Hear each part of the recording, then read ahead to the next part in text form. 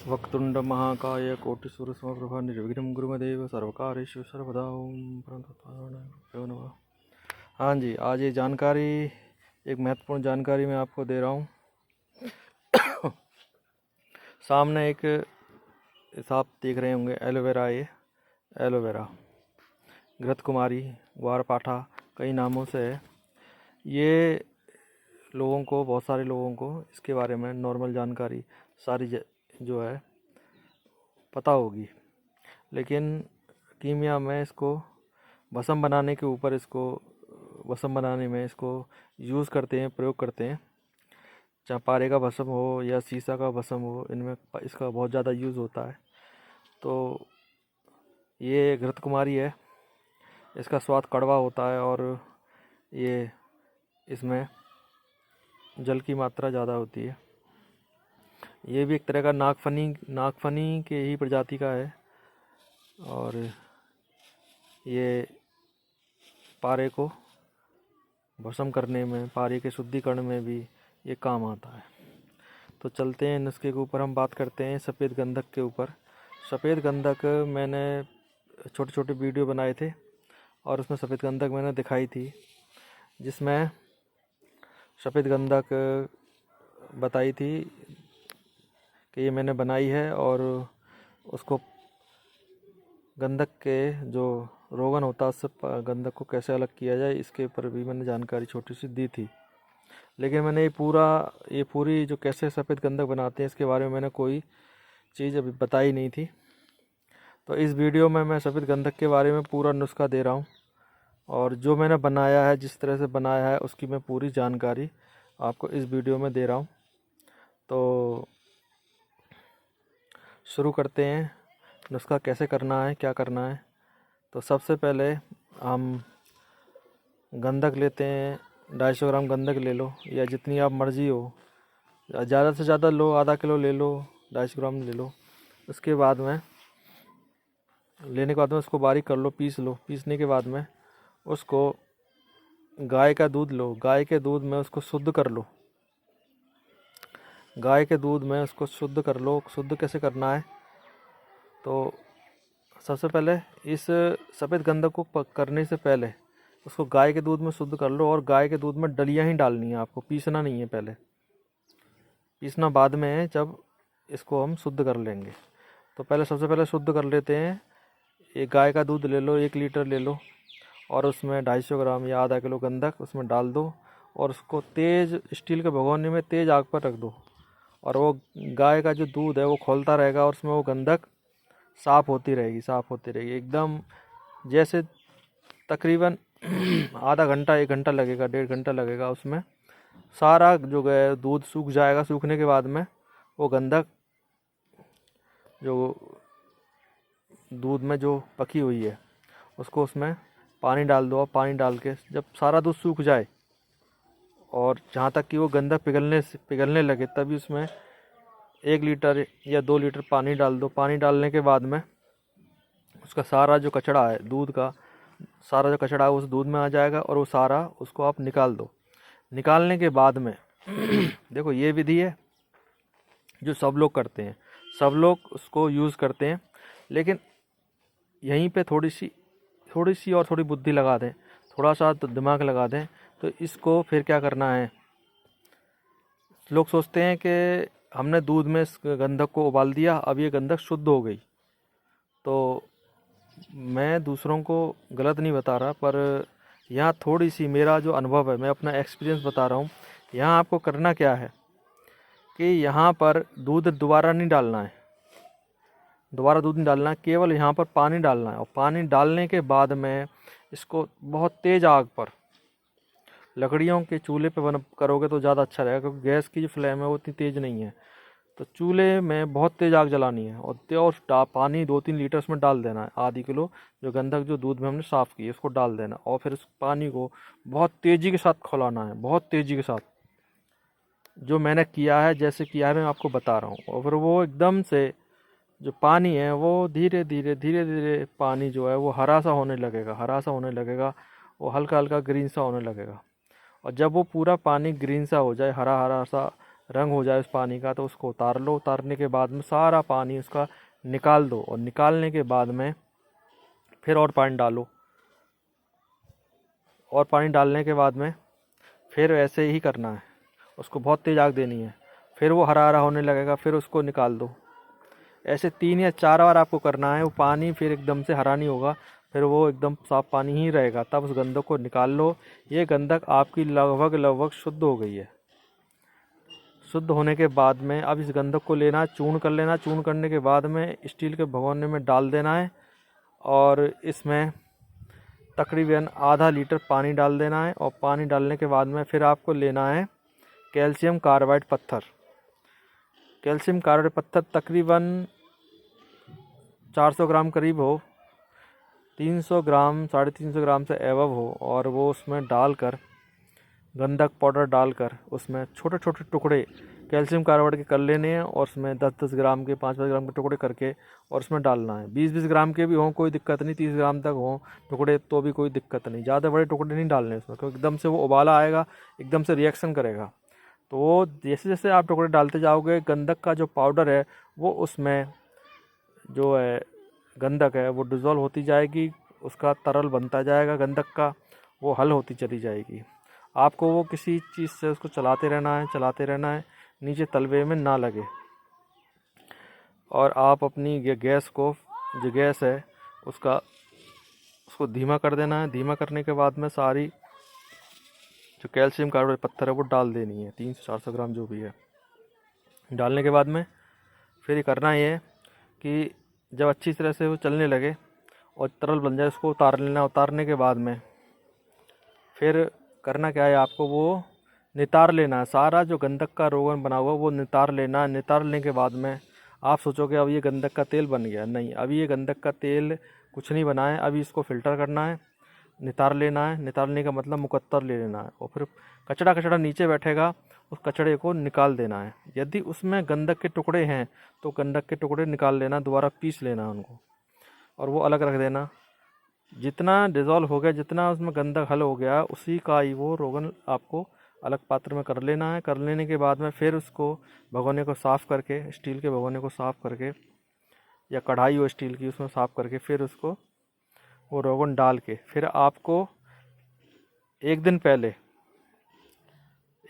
इस काम को करने से एक दिन पहले 1 किलो रीठे लेने हैं। रीठे, और रीठे के जो गुठली निकाल देनी है, और वो सारी चीज़ें एक दिन पहले डाल के रखनी है। 1 किलो रीठे को किसी टब वगैरह में पानी डाल के, गर्म पानी डाल के फुला देनी है एक दिन पहले। ये आपको रीठे को, इस प्रयोग को करने से पहले ये रीठे का काम करना है। तो जब आप ये काम कर लेंगे तो ये रीठा तैयार हो जाएगा।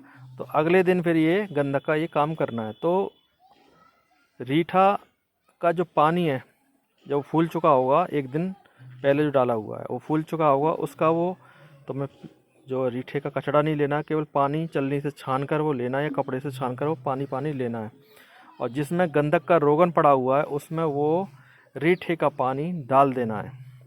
रीठे का पानी जब आप डाल दोगे उसमें, तो फिर उसको गैस का चूल्हा ऑन करके उसको पकाना है। और जो पकाने का ध्यान ये रखना है कि उसमें पानी की जितना पानी है वो पानी जो भगोना है उससे, यानी पूरा भरा हुआ ना हो, क्योंकि एकदम से जब आप गैस जब ऑन करोगे तो वो जब उबलेगा तो वो सारा झाग बन बन के सारा गंधक नीचे निकल जाएगा। तो आपको करना क्या है कि जब आप रीठे का पानी उसमें डालो, या तो थोड़ा थोड़ा करके डालो, या फिर आप बहुत बड़ा बर्तन लो जिसमें 10 किलो पानी आ जाए। इस तरह कोई बर्तन आपको लेना पड़ेगा, जैसे मैंने किया वैसे आपको बता रहा हूँ। तो उसमें वो झाग बनेंगे रीठे की झाग बने, क्योंकि उसमें रीठे में क्षार होता है। तो वो गंधक को जब उबलेगी गंधक, तो वो उसको बाहर फेंकना शुरू कर देगा। तो इसका वो आपको विशेष ख्याल रखना है, ध्यान रखना है कि गंधक हमारी सारी झाग के साथ बह के नीचे ना चली जाए। इसके लिए आप एक कोई बड़ा खाली टब रख लें, और एक चलनी रख लें। चलनी मतलब प्लास्टिक वाली, चाय वाली चलनी रख लें, और जैसे भी वो झाग बने उसको वो ऊपर से आपको चलनी से ऐसे करके उसको झाग को चलनी से उठाकर उसमें टब में झाड़ देना है, जिससे कि हमारी जो गंधक है वो नीचे गिर के ख़राब ना हो जाए। वो झाग बने तो उसको ऐसा करके झाड़ देना है, ऐसे करके आपको झाड़ देना है। और वो निरंतर उसको 2 घंटे 3 घंटे आपको पकाना है रीठे के पानी में गंधक के रोगन को। जब वो पक जाए, पक जाने के बाद में जो झाग आपने इकट्ठा किया है ना, उसको बाद में पका लेना। जब वो इस गंधक के रोगन दूसरे बर्तन में करके उसको भी अब पका लें, वो झाग भी वो गंधक ही है उसमें। तो ये सारा आपको पक गया। पकने के बाद में फिर करना क्या है, आपको एक एक टब और लेना है, बड़ा टब, जिसमें 20 किलो 25 किलो पानी आ जाए, ऐसा टब लेना है। टब लेने के बाद में उसमें आपको वो जो रोगन बना हुआ है, गंधक के रोगन को रीठे के पानी में जो पकाया हुआ है, उसको आपको उस टब में डाल देना है। और डालने के बाद में फिर आपको लेनी है तकरीबन 250 ग्राम, या आप ज़्यादा नहीं तो 100 ग्राम तो मिनिमम ले ही लो। टाटरी टाटरी लेनी है आपको, टाटरी। और टाटरी लेके उसमें वो डालनी है जो आपने रोगन निकाला है रीठे के पानी में पका के। वो रोगन में वो फिटकरी डाल देनी है। सॉरी, फिटकरी नहीं बोलना है, मेरे को बोलना था टाटरी, फिटकरी बोल दिया मैंने। तो वो जो टाटरी है, टाटरी को चूर्ण कर लें। 100 ग्राम टाटरी चूर्ण, चुटकी चुटकी इसमें वो मारते जाएं।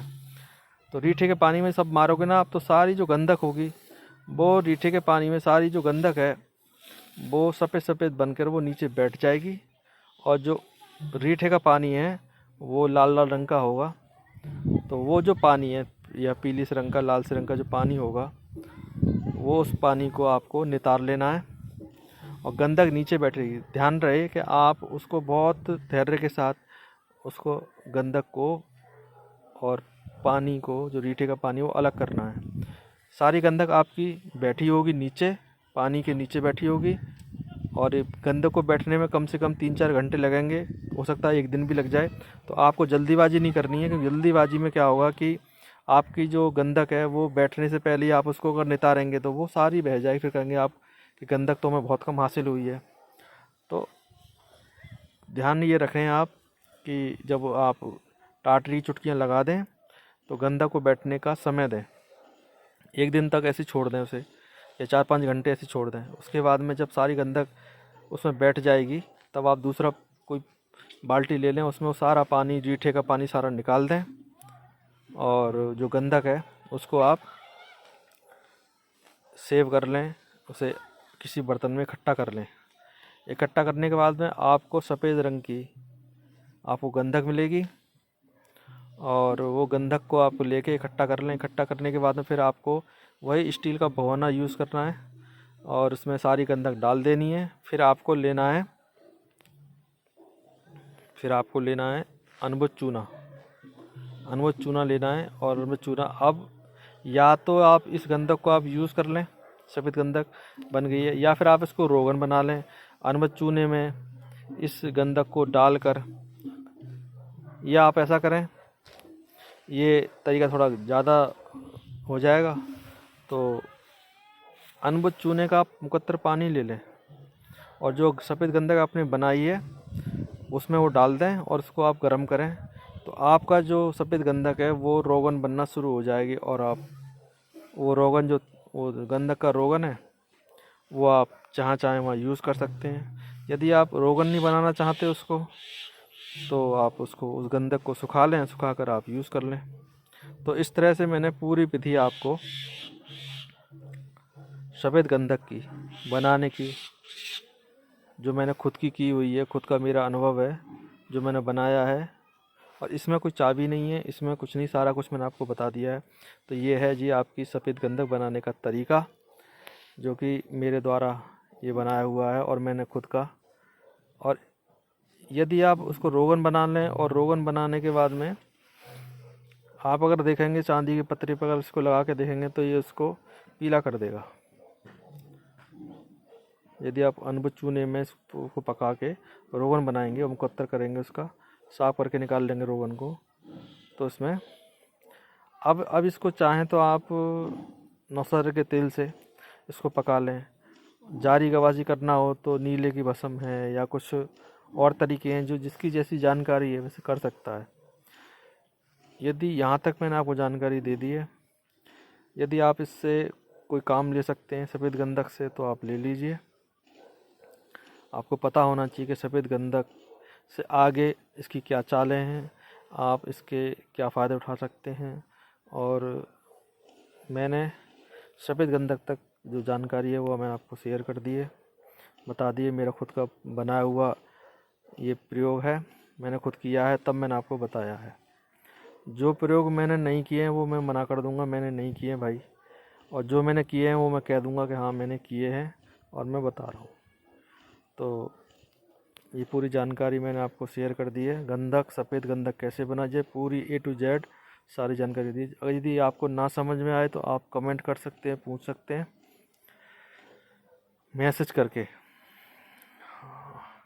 कॉल ना करें केवल, पर आप जो भी है मैसेज में लिख कर आप पूछ सकते हैं। जब भी समय मिलेगा मैं ज़रूर जवाब दूंगा। तो ये आज ये जानकारी सफ़ेद गंधक के ऊपर है, तो यहाँ तक मैंने किया है। इसके बाद में कुछ गंधक की जानकारियाँ हैं, कुछ और चीज़ें हैं जो मैं आगे दूंगा, जिससे आप कुछ फ़ायदा ले सकें, कुछ उठा सकें।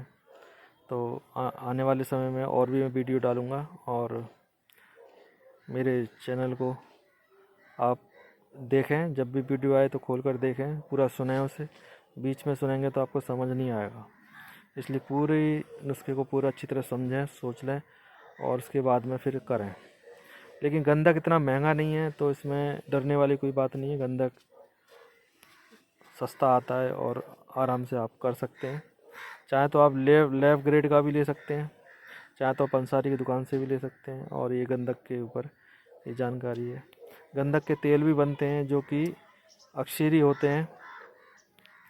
गंधक के तेल अक्सीरी होते हैं और बिना पारे के भी वो चांदी में उसको रंगीन कर देते हैं, उसको कन्वर्ट कर देते हैं। कुछ हद तक, पूरा नहीं कन्वर्ट कर पाते पर कुछ हद तक कर देते हैं। लेकिन लोगों की अपनी अपनी समझ है कहाँ तक गंधक को आप ले जा सकते हैं, कितने स्तर तक आप इसको आगे बढ़ा सकते हैं, कहाँ तक ले जा सकते हैं, कितना आप फ़ायदा इसको आप उठा सकते हैं, ये आपके ऊपर है। तो ये गंधक की, सफ़ेद गंधक करने की जानकारी ये दे दी है। कुछ लोग कपूर से भी गंधक को सफ़ेद करते हैं, कुछ लोग और भी तरीके हैं।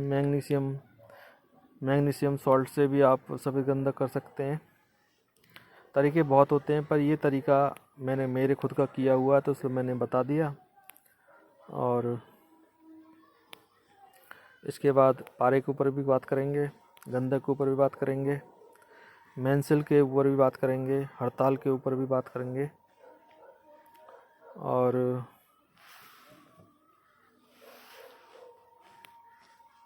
चांदी को एसिड प्रूफ कैसे करें उसके ऊपर भी बात करेंगे।